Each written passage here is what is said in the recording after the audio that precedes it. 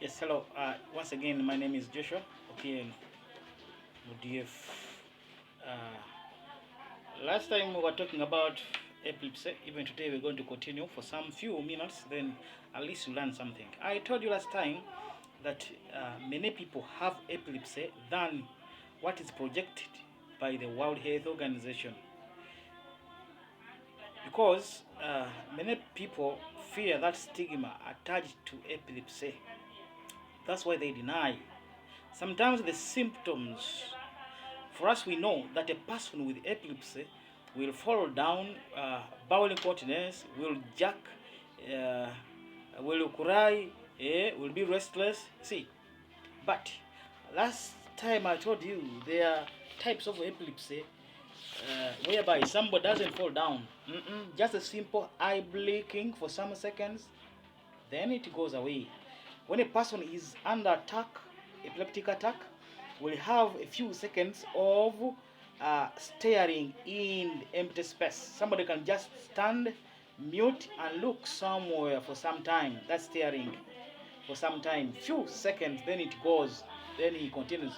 Somebody can have a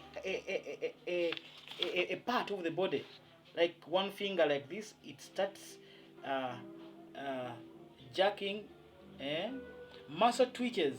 Somebody can have a muscle twitch somewhere over, around the eye, nose, around the chin, or in a part of the body, having that muscle twitch for some few seconds, then it goes. That's also epilepsy. I told you that some people we find in our community, those people we call night dancers, most of them, they are not night dancers, they are sick. Eh? I told you a type of epilepsy called temporal epilepsy, whereby somebody gets an attack at night, he wakes up and moves. Then, when that person is found somewhere, is beaten like we have got a night dancer. Those people need treatment. Most of them, they are sick. Those people we see in our villages, the witches, the what, they are not what they are. Those people are sick and needs a medical attention from a person who knows uh, that particular condition. We need psychiatrists to clear on that. I told you very many types of epilepsy. We have what we call the complex focal seizures. Somebody will get a seizure without falling down. He will be confused for a few minutes and seconds. Will be confused, stays silent, doesn't respond to anything. He's or she is under attack, but not falling down. So let's be careful and keen for these symptoms. Not every epileptic patient will fall down and get those tonic-clonic muscle movements. No. But we didn't see the causes. Now, what are major causes of epilepsy? First, poor nutrition. We need food which will help in brain development and nourishment. Foods with omega-3, omega-6. These food, these nutrients can be obtained from foods like cereals, the chia seeds, the flax seeds, the simsim, soya, and some types of fish like the salmon fish and the other. Now, we need omega-3, omega-6. We need food rich in vitamins like vitamin B1, B3, B6, B12. We need them in our diets. So poor nutrition can lead to epilepsy. Epilepsy, I told you at the beginning, this is a misbehavior of some brain cells which have got a problem. We normally call them epileptogenic cells. You know, our brain is made up of cells. Now, when some group of cells get affected and they start emitting abnormal electrical currents, that's what causes epilepsy. In the future, I'll tell you the triggering factors for an epileptic attack or fit or a seizure. Now, second cause, we can look at brain infections. Brain infections like meningitis, HIV. This HIV virus, it beats the blood-brain barrier, enters the brain, and start killing the brain cells. Eh? So that you get the problem. Now, problems during birth. For example, those babies who stay long, uh, without being born.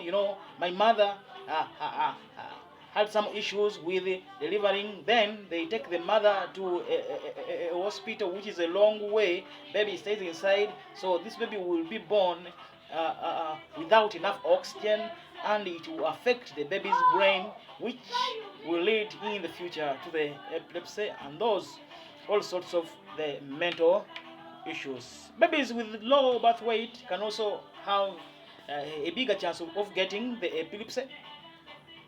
Low birth weight. Low birth weight means this baby has not enough nutrients. Childhood injuries. Baby is born with a weak head, and the baby falls down, get a head injury. That head injury can affect the baby, and in future we can have somebody with epilepsy. Drug abuse and misuse, for example, the narcotics, the alcohol, those chemicals, they can go inside, beat up the brain barrier, enters the brain, and affect our brain cells, causing epilepsy. Brain damage can also cause epilepsy. Somebody moves on a border without element, falls down, the head is affected. That's why at the beginning I told you that at least everybody with a brain is prone to epilepsy. Epilepsy is not for some special people, those are epileptic. No, everybody with a brain, with a head and has brain inside is prone to epilepsy and all sorts of mental illness. So, as everybody is prone to an accident. Other issues like a tumor, the brain tumors, stroke, they can lead to epilepsy. Now, we have the problem of the unbalanced neurotransmitters. There's a fluid in the body, the chemical, which aids the electrical transmission and nerve transmission. When this fluid is not balancing, there are many.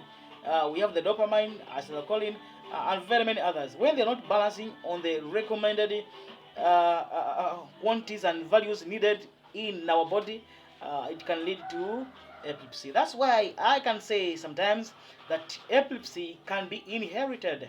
When in the family, your grandparents, your mother, your father had a history of epilepsy, you have higher chances of getting epilepsy. Those are called predisposing factors. When you inherit it from your parents. So in brief, epilepsy, you people, it's a killer. You need to go to a hospital or a specialist for a checkup and for assessment, and not to argue. I've come across many people, I tell them, you have epilepsy. You say, no, I don't have epilepsy. Why? Because epilepsy in Uganda here, it has an attached stigma. When you mention you have epilepsy, everybody will say, oh. I went somewhere in Wales there to treat somebody with epilepsy. I found that guy was separated from the family, and they built a small house away from the family, small grass-thatched house. That house is for that sick gentleman, because epilepsy, he will infect us. Let me tell you this afternoon, my dear friends, epilepsy is not contagious. Are you getting me? You can't help somebody or touch somebody with epilepsy and you think it will get you. No. I've told you the causes of epilepsy very clear, and you try to avoid and prevent it, but you can't get it from touching somebody with epilepsy or helping that person. Now, what are some of the triggering factors for an epileptic fit? Oh, many. When somebody is tired, of course, he can or she can get an epileptic attack. Somebody is hungry or angry can also cause that. When somebody is sick, malaria, typhoid, what, he or she can get an epileptic fit. When, no, there are lights called fluorescent lights. That's why in our country, my culture, Uganda, we had something like when it's a full moon period, people get attacked so much. Why? It's because of that fluorescent light from the moon. Of course, can trigger those cells, brain cells, which are damaged to produce a stronger and uncontrollable electric current, and somebody gets an epileptic fit, and very many other causes for epileptic fit. But what in our cultures we do is not right. A person falls down, gets a jerking, gets a fit, and somebody brings a spoon and put in the mouth. You're doing a good thing, you think, but you will cause problem to that patient. Now, what is more good? Is it the person dying or helping the person not to bite the tongue? Because that's the reason you normally give. That I don't want this patient to bite the tongue, and you put a spoon in the mouth.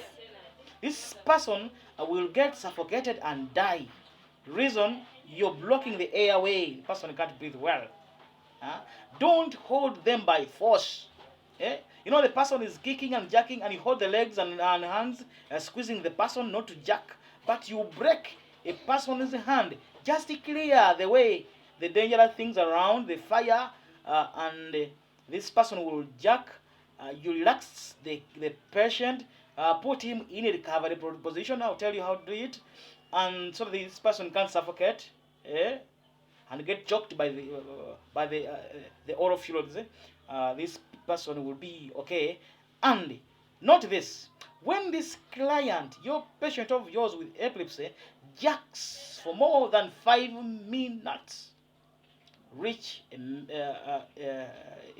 medical personnel, seek help. You take the person to hospital for the management. Now, when this patient jerks, gets a fit, and they continuous, we call it status epilepticus.